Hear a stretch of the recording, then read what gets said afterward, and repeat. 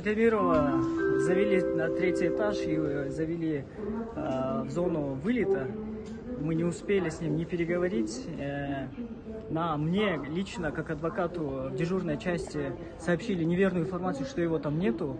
На самом деле около 10 сотрудников вывели его оттуда и с помощью лифта подняли на третий этаж и каким-то образом провели в зону вылета. И мы сейчас предполагаем, что он уже в самолете, потому что все сотрудники не пропускают ни адвокатов, никого, хотя бы встретиться с ним, хотя бы переговорить и увидеть, все ли с ним в порядке.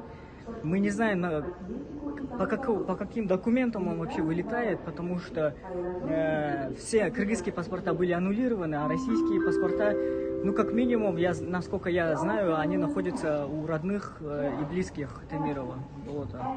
И сейчас большой вопрос, почему правоохранительные органы действуют таким образом, не давая человеку как минимум собрать весь пакет документов.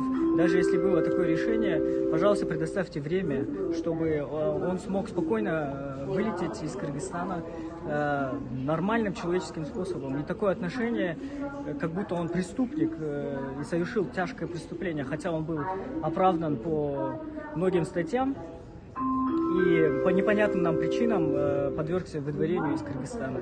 А что теперь будет? Мы сейчас не можем даже прогнозировать, в какую страну они его вывозят. Наше предположение, что они его вывезли в Российскую Федерацию, так как у него иное гражданство Российской Федерации.